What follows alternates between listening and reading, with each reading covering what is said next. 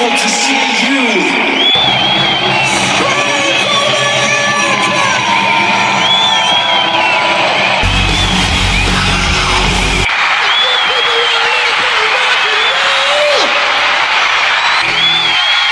I want you to want me.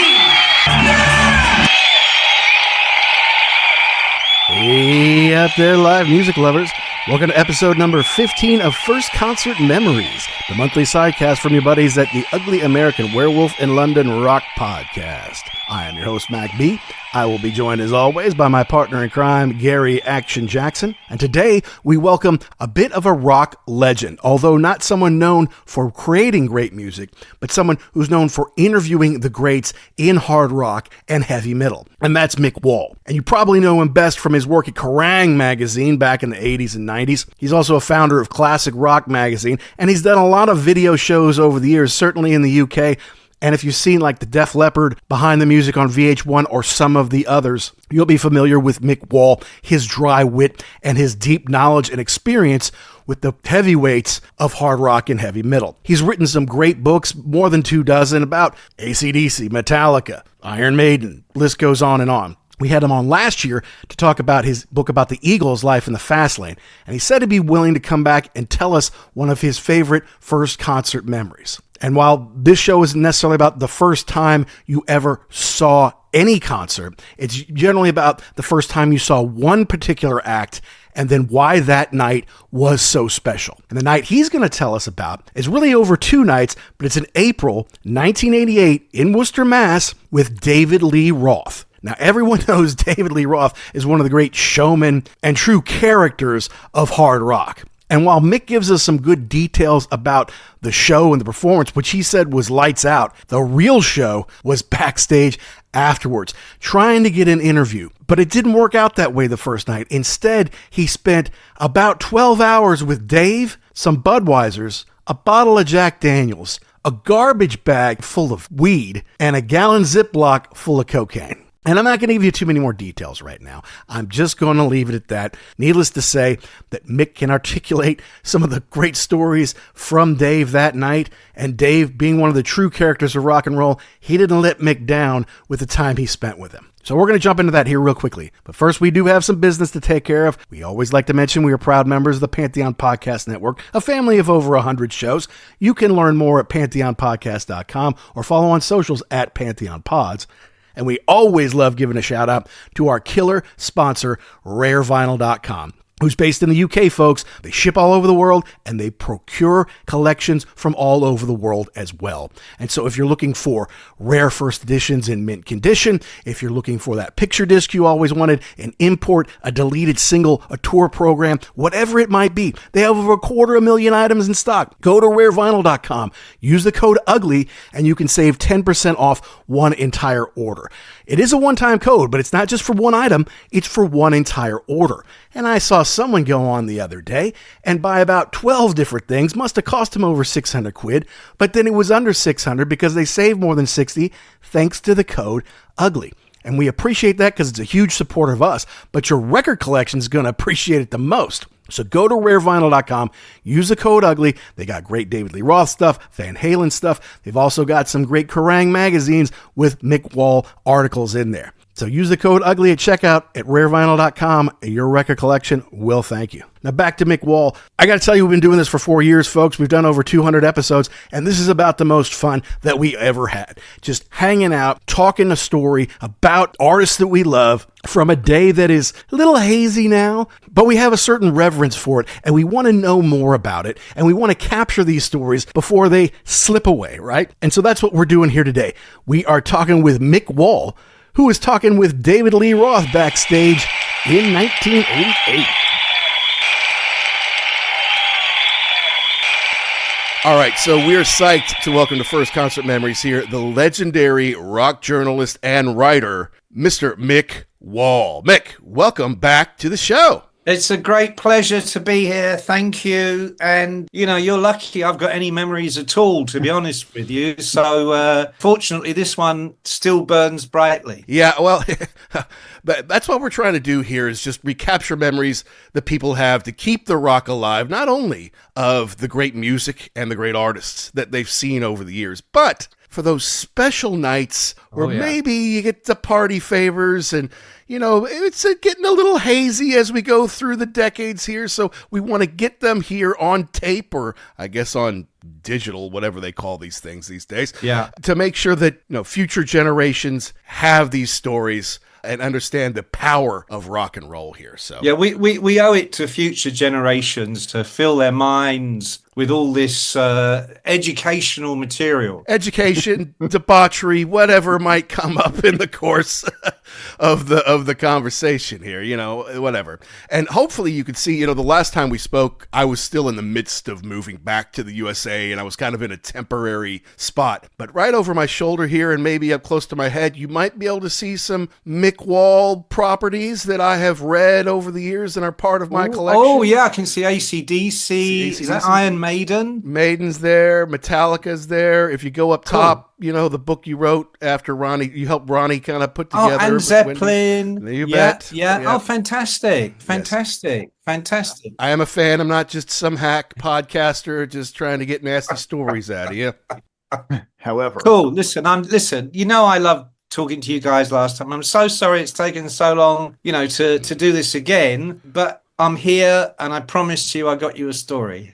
No, that's great, and we're really looking forward to it. But I gotta say, before we get into it, I think I ought to join your Patreon, and I think a lot of our listeners ought to join your Patreon, because your interview that you just recently had with Joe Elliott, I only saw a few snips that you put on social, but it was fantastic. I know you've got one with Fish now that is super long. Before we get into it, you want to talk a little bit about your Patreon and what you got going on there? Yeah, no, absolutely. I mean, it started nearly 3 years ago, really kind of as a hobby. I mean, I had a big podcast in 2018 called Dead Rock Stars, and then in 2019, I fortunately, as we didn't know COVID was coming, but 2019, I literally was traveling all the time, especially in America. And then, of course, 2020, blah, blah, blah.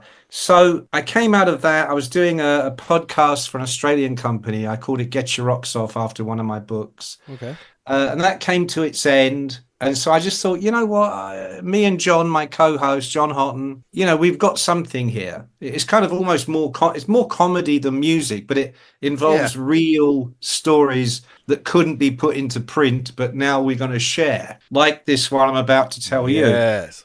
So as it's gone on, though, it's grown. I mean, I had no idea it would, get popular. So now I run lots of extracts from my book, several chapters. I run a lot of stories that you won't see anywhere else. I run a lot of material that I just can't put into books and magazines. And I've also started doing, it started with audio, and then I just thought, fuck it. Almost everything we do these days is like this on Zoom. Right. So I started putting those up just really in the last 2 or 3 months. So we've got, right now we've got Fish, we've got Joe Elliott, we had Earl Slick, just did Nikki Sixx, Scott Gorham from Thin Lizzy, Francis Rossi from Status Quo, just did something with Andy Powell from Wishbone Ash. And I have a lot of good things coming in the autumn. Glenn Hughes, that was a great one we did just a few weeks ago. That is great, yeah. So I'm about to launch a YouTube channel because I've now accumulated so many of these,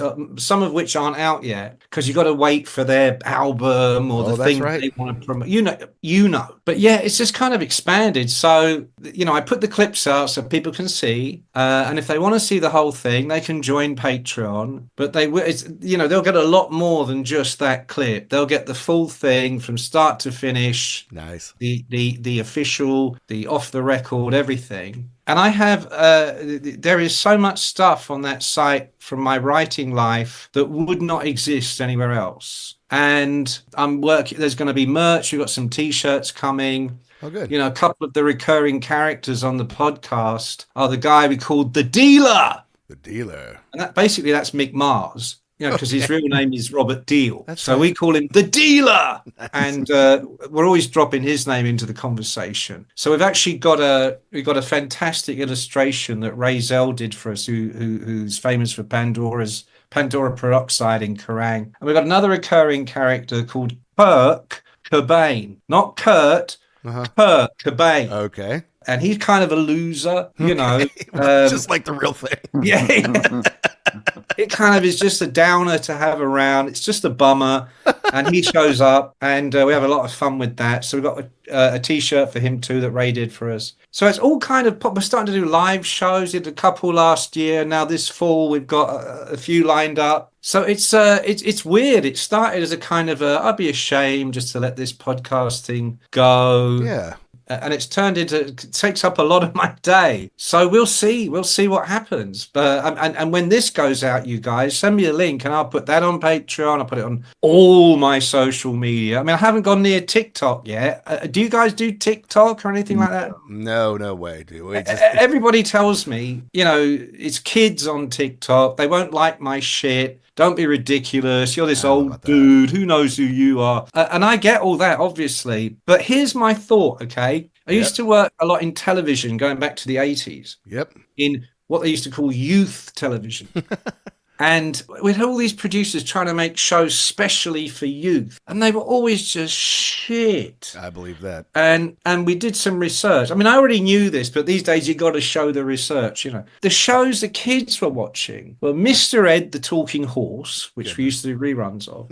And this show called One Foot in the Grave, which I don't think it made it to the US, but in the late 80s, early 90s here in the UK, it was like the #1 comedy show. I mean, it just was, did you see One Foot in the Grave, And it was about an old guy who'd recently retired, and he's just a miserable motherfucker. Mm-hmm. And it's just about his day, and the kids love it. And so I'm like, I don't know about TikTok, but I don't think this idea that just because I'm this old miserable bastard should preclude me. I got an 18-year-old boy. He showed me a clip the other day. Goes, "Oh, Dad, he's laughing so much he can hardly speak." You got to see this. He shows me a TikTok. It's two seriously old guys smoking pipes, and they're talking about pipes and what a pleasure it is to smoke them. Okay, different kind of pipes you can get.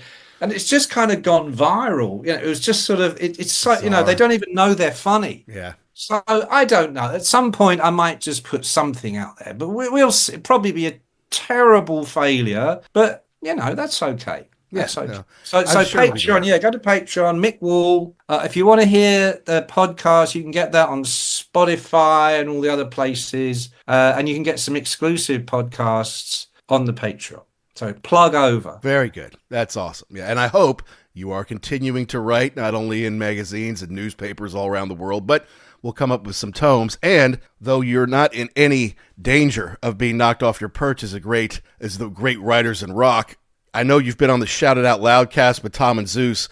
They just put out this book, Raise Your Glasses, remarks on every Kiss song from the people who wrote them, the people who played on them, comedians, and some special friends like us. Gary and I are quoted in there at least a dozen times. So, we're trying to catch up a little bit. You know what I mean? Hi, this is Mick Wall, and you are listening to the Ugly American Werewolf in London.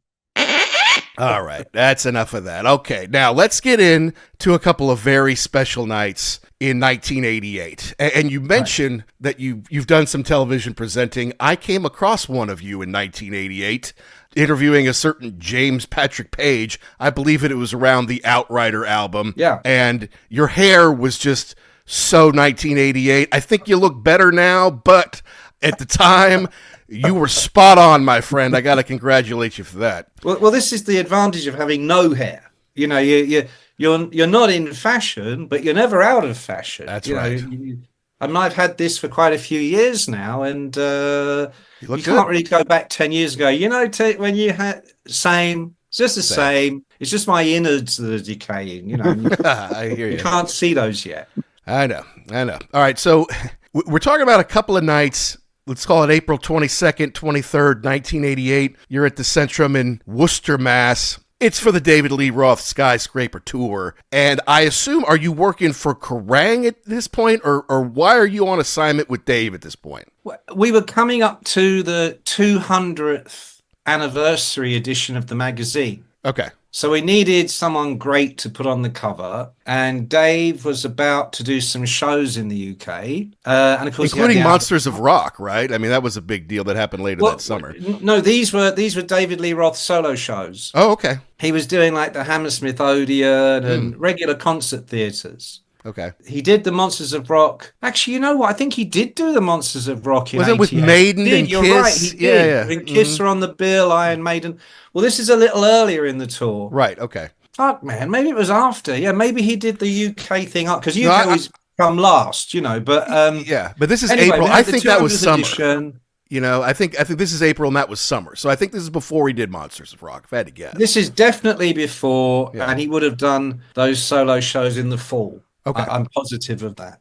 Gotcha. So it's all great. I was a big fan, especially Van Halen. Mm-hmm. And of course, he's such a personality. And to this day, I live for personalities.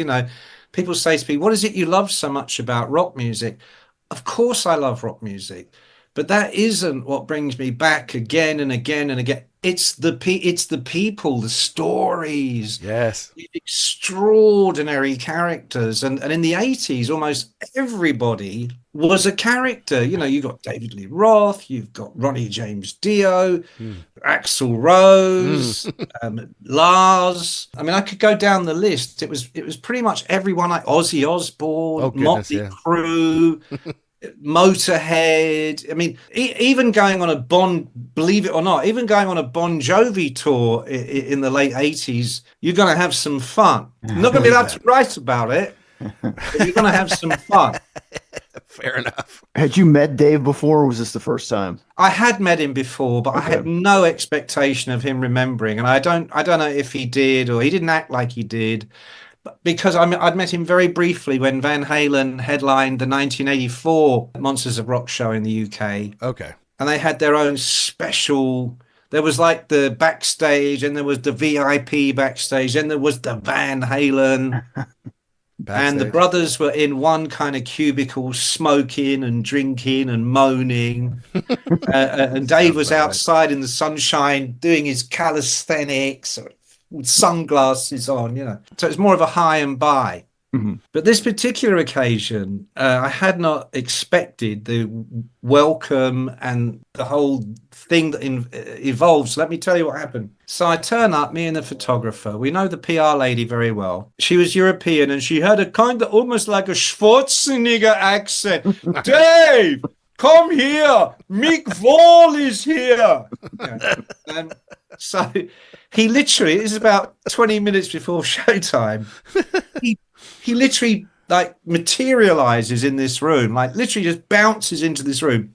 He's got all the stage gear on, completely like a superhero out of a comic. And he goes into like a 5-minute uninterrupted burst. I can't even copy it, but it was like, yeah, man, you got to be great today. Oh, man, I'm so high. It was that fucking orange. I ate a fucking orange, man. The sugar, it's killing me. Like he left 5 minutes later, and we were like, Jesus Christ. I'm exhausted already. Force of nature, yeah. Yeah. So then the show begins. And it was easily, and you got to remember how, thousands of shows. Okay. I started reviewing shows when I was 19. And before that, of course, I used to go as a fan. Of course. And some of my most memorable nights were as a fan, because you're not involved in, you don't know anything else other than what you see. And it's great.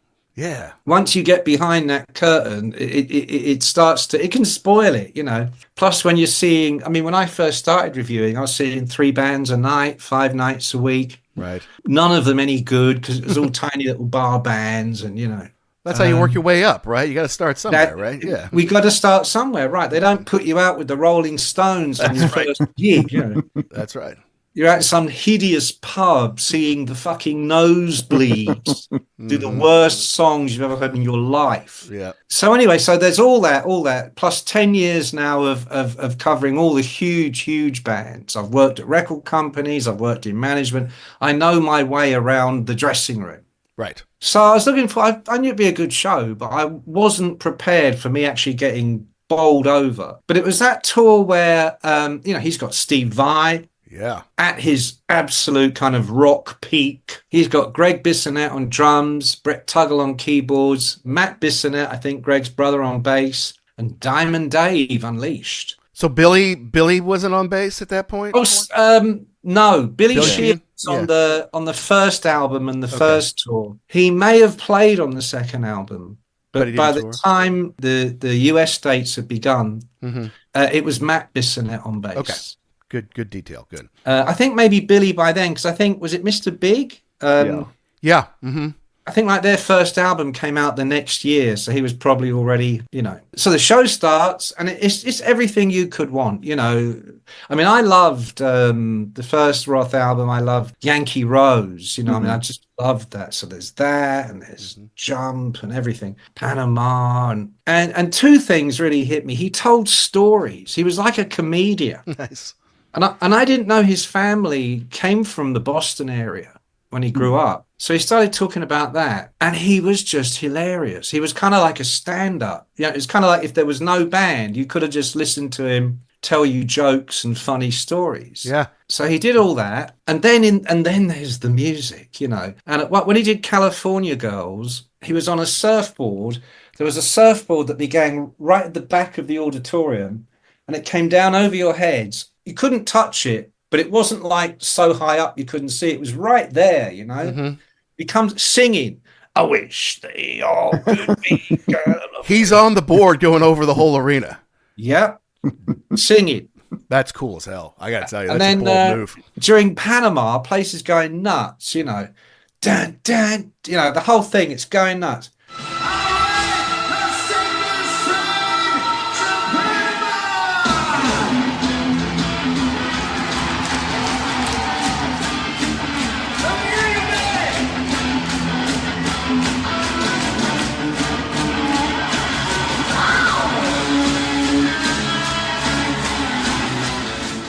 And while Steve's doing his Roth sort of disappears from the stage, you don't really notice because it's so much going on, and the band is brilliant, and Vi especially. Next thing, people are looking up. There's a boxing ring, a full-size boxing ring coming down out of the sky. In it is Dave with boxing gloves, and he's got a microphone like here, singing Panama, while also Panama, dun, dun, dun, dun, dun, dun. And it comes right down, and it felt like you almost could touch it, I'm thinking, this is the greatest thing I've ever seen. Fun, yeah. A rock show. I mean, these days, the visuals are so easy to, not easy, but so much more commonplace because it's all done to hard drive. It's all AI, 3D, anything you can imagine they can do, But as he said to me later that night, he said it's all pantomime tricks. That there's nothing really that's, this is all stuff done with rope and smoke and mirrors. You could do this in any small theatre. Maybe, I don't know about the boxing ring, but he was like, it's just that. It's completely mechanical. So he does all this, and what a sensational show. I mean, my days of raising my hands in the air and losing my shit were long over. Right. And it all came back. It all came back. And he spoiled me for so many other bands that I saw straight after. So boring compared to him. So anyway, all good. Now, we were there for 2 nights. This is the first night. So I don't really know when we're going to do an interview or... Okay. I'm letting it all hang, And so then it's like, so where are we going? Well, we're going to go to the dressing room. They've only just come off. I'm like, okay, they don't need to wind down or scream at each other. Change something, yeah. Yeah. No. They always eat straight after a show. Okay. I said, I want to eat. They said, no, come on. So in we go. There's all the band, and they're eating lobster and rice.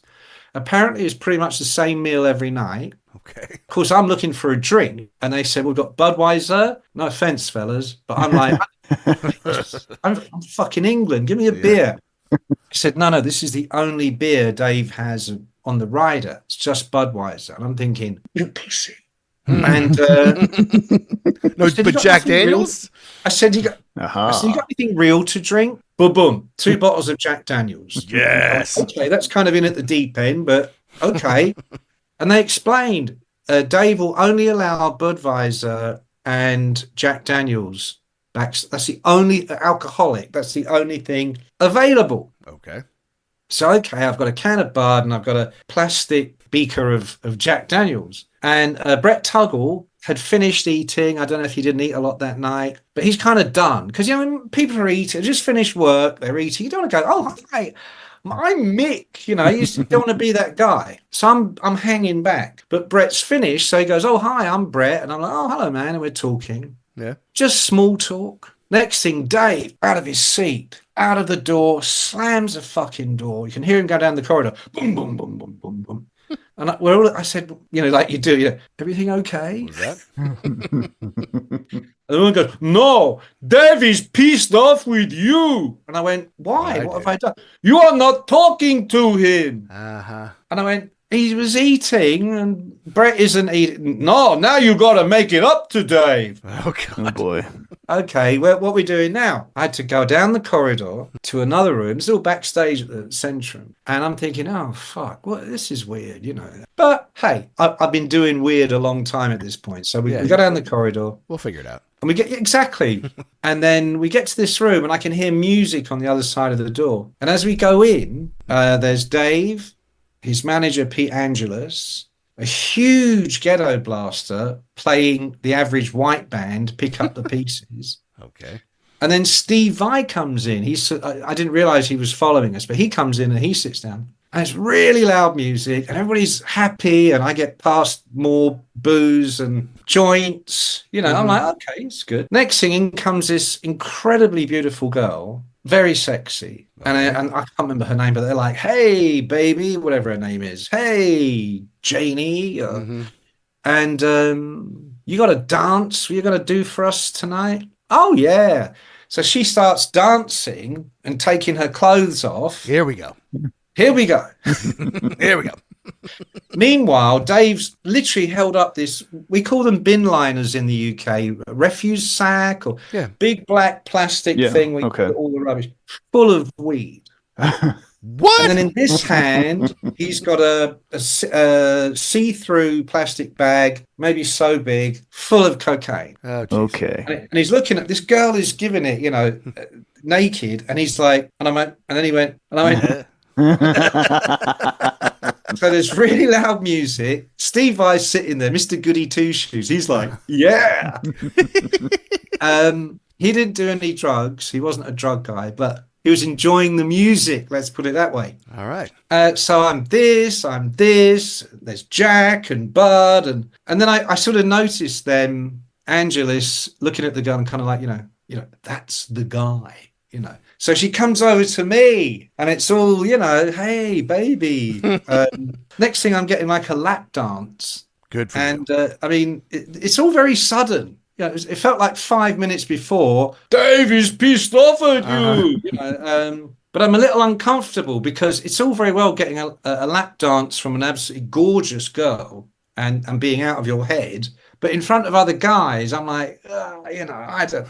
But I'm enjoying it, Hey, make the most of it. Yeah, exactly. Yeah. Next thing, and I can't remember, the order of business here, but Vi leaves, the girl finishes her routine, leaves, Angelus leaves, and it's just me and Dave. And I'm kind of like, "So do you want to do an interview?" Yeah. Or, I said, "What? So what are we doing?" And he goes, "We're going to have man talk." I went, "Oh, okay."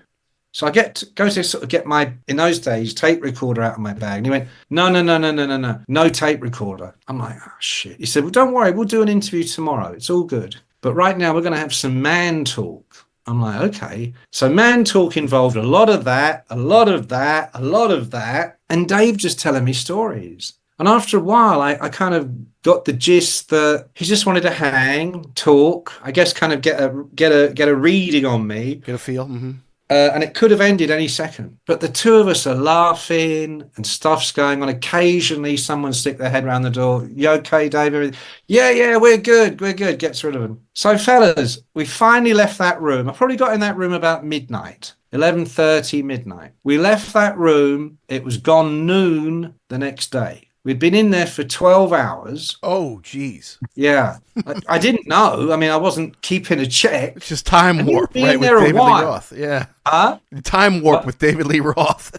That's what it is. I'm having man talk. You know, I'm not going to go, hey, Dave, it's getting a little late, don't you think? Can't do that. Well, man, it's all very interesting, these crazy stories. But I remember we left, and he's got his sort of bodyguard, minder guy, who opens that, that you push the bar and the door opens. Yep. Yeah, and we were like vampires. The sunshine hit us. It was like, oh. It was horrendous. But we get in the limousine, me and Dave.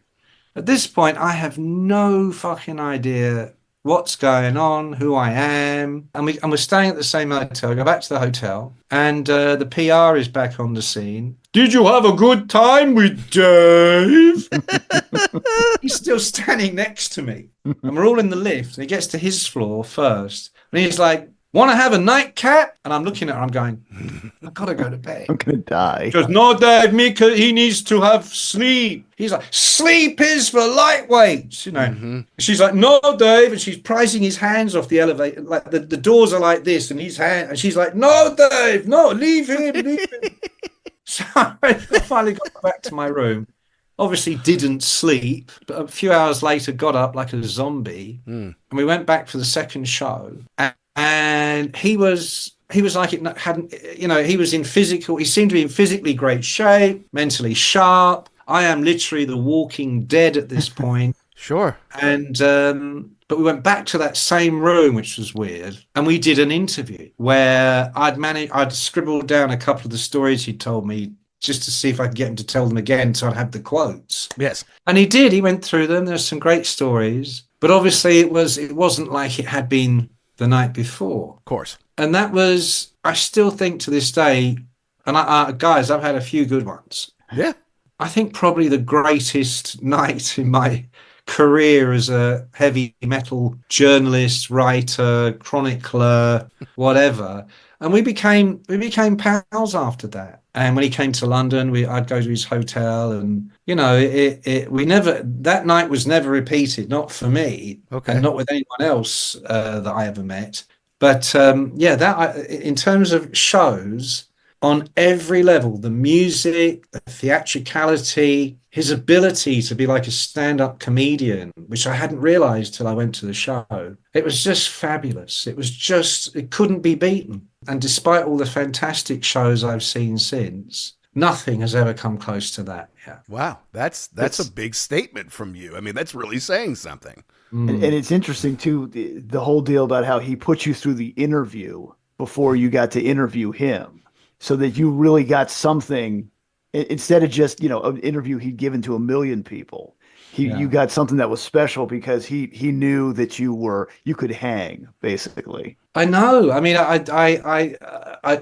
I'm guessing someone had spoken to him, because at that moment, I remember when that tour got to LA a month later or whatever, I'm already writing about and hanging out with Guns N' Roses. I'm already about to move to LA myself. And I took Slash with me to see the show at the Forum. And so I was already hanging out in a lot of LA company. And I can only assume or guess that someone had said, no, this cat's cool. He has a TV show. Mm-hmm. Everybody said in Metallica, Ozzy, whatever. No, he's all right, and also he's a fucking party animal, so you're going to be okay. He fits in, yeah.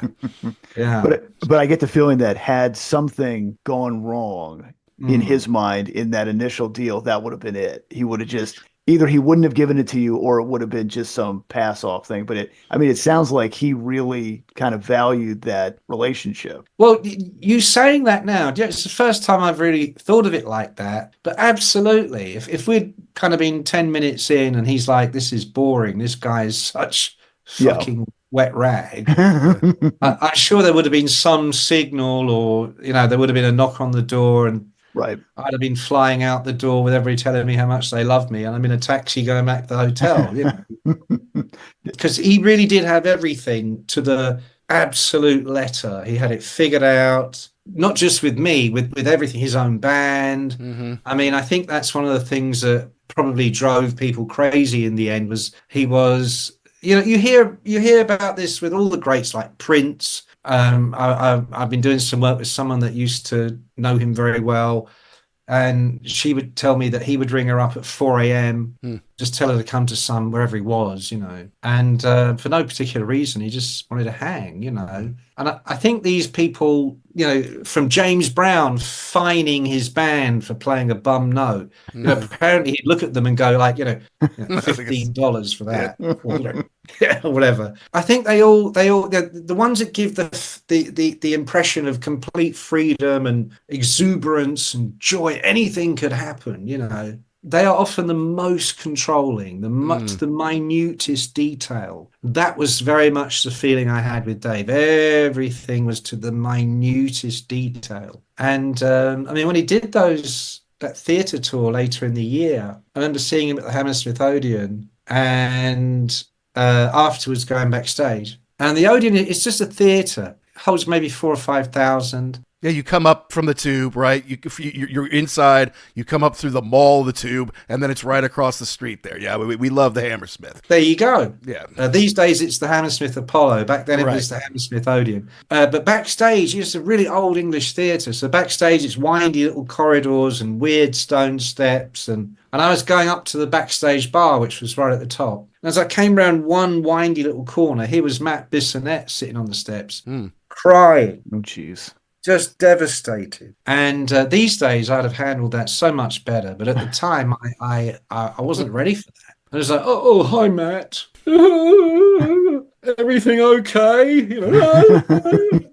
So I just kind of stepped over him and carried on to the bar. But obviously they'd got off stage and Dave had been pissed off with him about something because Dave had it synchronized. If you didn't jump out at that moment, or if you didn't go back, or you didn't do what he had in his head, he'd let you know. Yeah, you just screwed up his gig, right? He's pissed. Absolutely, because to him it was a whole review. It was more like James Brown than Whitesnake or something. He had this. He was a singing, dancing, martial arts, kicking comedian, writer, producer. I mean, he just had the whole trip going on in his head. I remember one of the things he told me during that 12 hours was he was saying, he talked about video, because obviously video was now huge in MTV in America. And MTV was just about to arrive in the UK. I was doing my show showing videos, but it was all still relatively a new thing. And he said, that video for Hot for Teacher?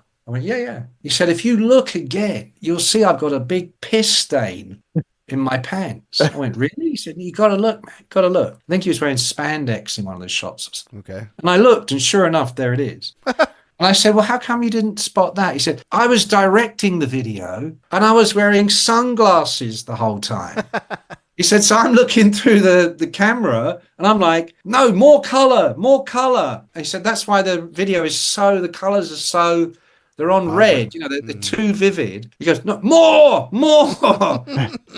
He said, I just kind of missed the piss stain. So that, of course he did, because anybody that ever met Eddie or Alex, especially Eddie or Alex, you can't see them coming up with a great concept for a video or more color. It's not going to happen. So I think he was genius level, but he came with the baggage that genius often comes with. Yeah, gotcha. Which is this flip side where it's just dark. When you get on the bad side, it's tough to probably get off the list. But that actually makes sense that Vi would get along with him, because I'm betting that Frank Zappa was the same way. Like, you do something, you play the wrong note, and he's done. All over you. Yeah. No, I had some dealings with Zappa a few years before I met Roth, and he was beyond. He was next level control freak. But that's a story for another day. Yeah. Now, Dave, Dave is a sex symbol. I remember in 1984, I'm watching MTV, and I see this golden maned god with his ripped abs, happy to show you. doing flips on stage, and I'm like, you know what? No matter what I accomplish in my life, I could never be that, right? Like Rick Ocasek comes on, a scrawny, tall, pale, black hair. Okay, now I can see myself, right? But I couldn't see it in David Lee Roth. And after being with the downer Van Halen brothers, who you talk to one of them, you think you're on the same side, and then the two of them get together, and all of a sudden you're the outsider. It's like, whoa, I thought we just had an agreement. No, now we're together, and you're the outsider. I think he wanted to have that control freak status. He's like, I don't want them in charge of anything. I want to be in charge of it all. And, you know, the fact of the matter is, though he makes a great rock star, if it'd been the 1920s, Mick, he'd have been a vaudevillian, right? Oh, absolutely. He'd have been like Chaplin or one of those guys. He'd have been writing, directing, producing his own movies, been doing his own stunts. And he would have just been, I think he would have definitely been a star in whatever era. And I think he managed to pack that into being a rock star. And in Van Halen, it was obviously under tighter control because you did have Eddie and this incredible band. And then when he was on his own, you know, just a gigolo. I mean, that era, I think he was really astonishing. But, you know, when you have complete freedom, sometimes sometimes a little less is more, you know, and I think at a certain point he lost anybody to say no, or maybe that's not such a good idea. I think especially after Vi left, I think that was a tough period for him. I think it would have lasted longer, but grunge comes in. And I mean, he said to me a few years later, I was interviewing him for something, we were talking about grunge. He goes, oh man, he goes, I hated grunge. Me too. I said, Dave, you're not alone, you know. And he said, I used to walk around saying to myself, when did fun stop being fun? I don't get it. I'm sure he used that line a million times. But I thought, yeah, when did fun stop being fun? Because he was fun. He was such fun. And I don't know if we'll ever see his like again. You know, I truly, maybe not in rock, but somewhere else I'm sure we will, but not in rock.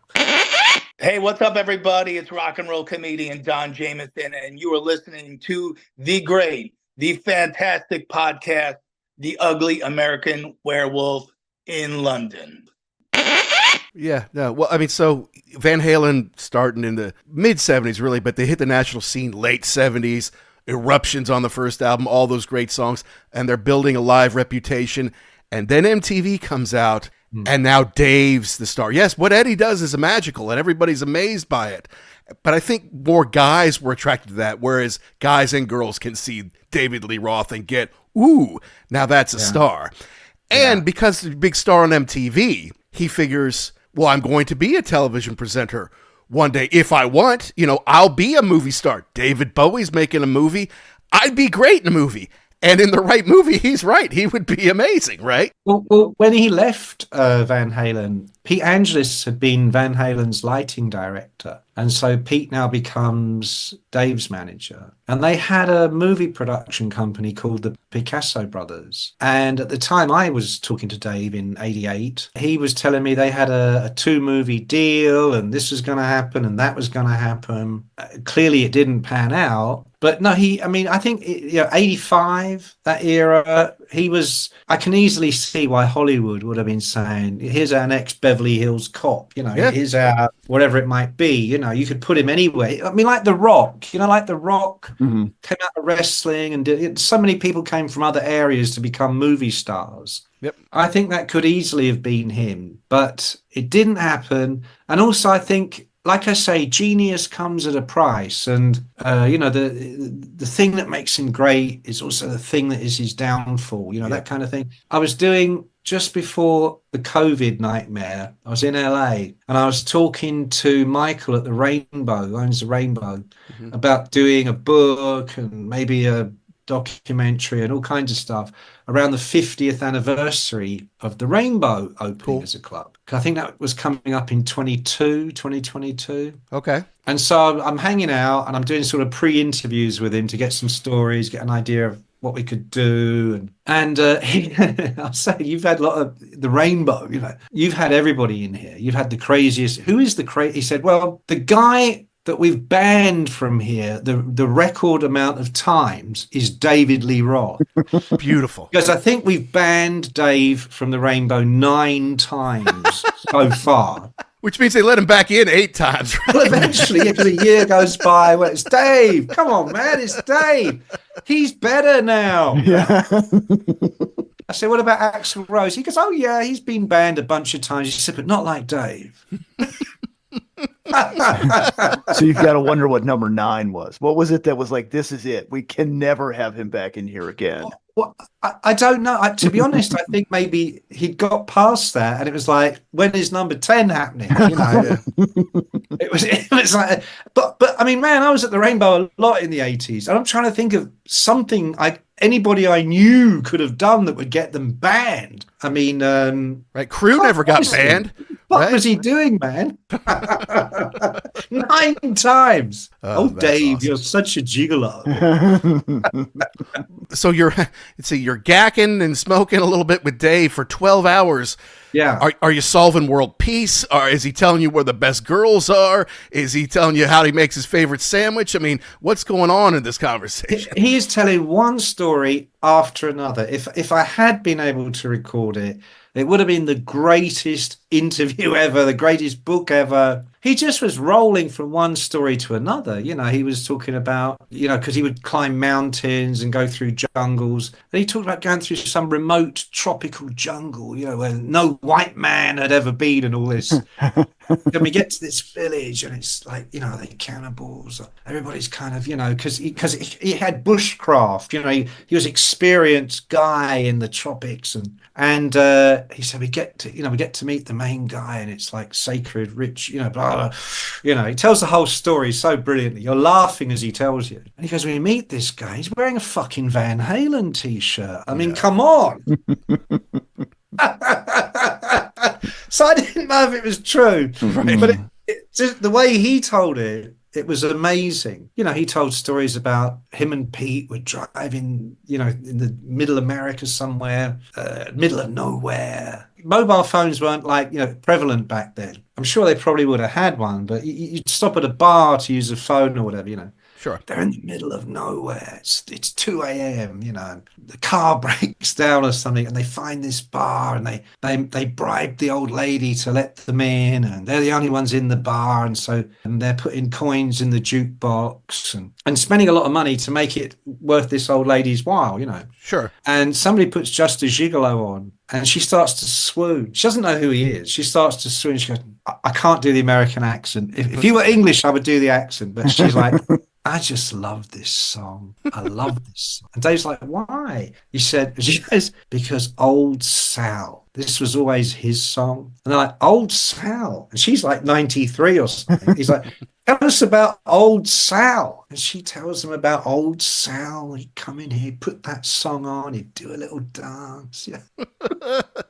Old Sal. That song for me is, that song belongs to Old Sal. Do you know that song? And they were like, oh, yeah, we like that song too. You know, I mean, you've got to imagine Dave telling you these stories, you know, at 4 a.m. after you've had about 2 grams of gack up, you know, as a fucking bin liner of weed and bottle of Jack, and he's still talking. I was going to say, to lose 12 hours or to not realize that 12 hours had gone by, it had to be pretty entertaining. Well, I thought it was late. Yeah. I thought it'd been in there a while. I'm thinking, yeah, what is it, 4 a.m. or something? It's been here a long time, you know. But when they opened that door and the sunshine, I was like, oh.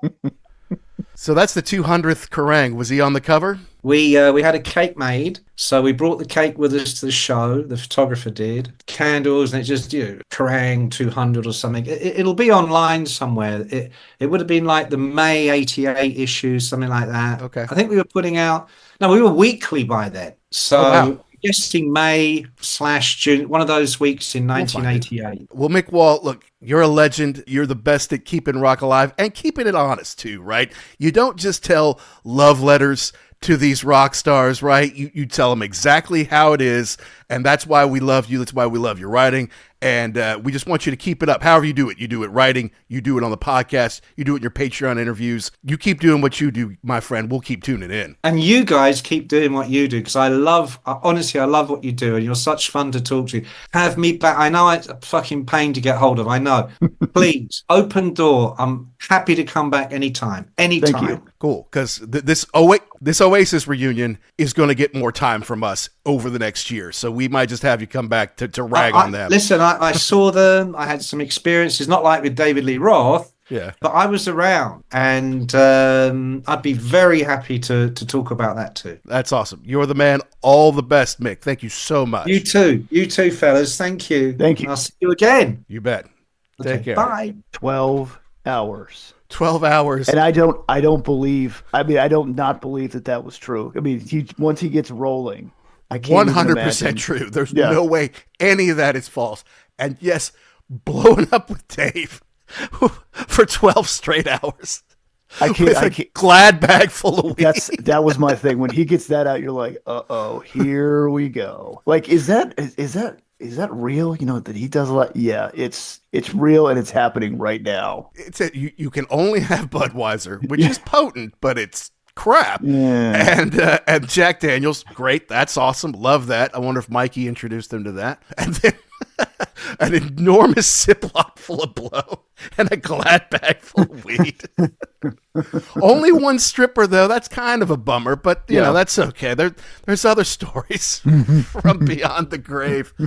Oh, man, that is so much fun. Mick Wall is a treasure for the music that we love. Think of all the stuff he did. Like, I think reading his first Sabbath book, I mean, I think that was like 1980. I feel like that was Ronnie's. Either that or it was Never Say Die Tour. Like, that's when he started. That's 45 years now that he's been doing it professionally for us. You know, that's incredible, man. He's a treasure to the rock we love. Yeah, absolutely. And I'm definitely gonna have to check out that Patreon, because it sounds the little snippets aren't going to do it for me. Well, exactly. You know, he's got an hour and a half with Joe Elliott. You want to hear 4.5 minutes? No. You got to hear it all. You got to hear Glenn Hughes. He's got great stories too, man. I mean, and Nikki Sixx never disappoints, so that'll be awesome. That's cool. That's how you keep the rock alive, man. This Absolutely. Is awesome. This is fun. What a fun hang with Mick Wall, man. Great storyteller. He knows everybody in the hard rock and heavy metal business. He's seen them all. For him to come on and give us that story backstage and all night with David Lee Roth from 1988, that's so much fun. That's why we built the show. Not just First Concert Memories here, our monthly sidecast, but the Ugly American Werewolf and London Rock podcast in general. Rock and roll has so many great stories. There's so many great bands out there and great concerts for people to know about. I don't want those lost to the sands of time. And Mick has been good to us for years now. He's good enough to come on and tell that story. And if he's up for it, we're going to have him back more. We've got plenty more questions for him. I know he's got more stories on there. And you know that he loves rock music the way we do. Except he's got more stories. He's been on the front lines a lot longer than we have. So you should follow him on socials. I think he goes by Mick Blackwall. I think he got kicked off a couple of them at some point under the regular old Mick Wall moniker. You got to go track down Mick Blackwall. But definitely check out his Patreon. Some of his interviews are epic. And the snippets that he gives you on like socials, well, that's great. That's just a taste. You know, that's something to get you interested. But I think if you see those, you're going to want to see more. Now, I don't know if we could even handle a Patreon. Do we have enough listeners out there who are willing to give up a few bucks to us every month and then get some exclusive content, maybe get some access to us, some special prizes? I don't know. You'd have to let us know, and we want to hear from you, okay? Let us know the bands, the concerts, the people who you love to see live on First Concert Memories, or want to hear us review on Ugly American Werewolf in London. You can email us. It's uglyamericanwerewolf@gmail.com. You follow us on socials, subscribe and download so you don't miss an episode. And if you're thinking about it, guys, hey, please give us a 5-star review. It means the world to us. It helps us find more rock and rollers like you. And if you send it our way, we might just read it on an episode. So we're going from strength to strength here. Had Mr. Steve Howe of Yes and Asia on our 200th episode. Had Mr. Mick Wall on First Concert Memories talking about a fateful night with David Lee Roth. And guess what? We're not stopping, guys. We've still got some great stories coming up, some more guests, some great albums, hopefully some live shows. Talk to you all about in the near future. So stay tuned and keep going to see live music. It's the best way to keep rock alive.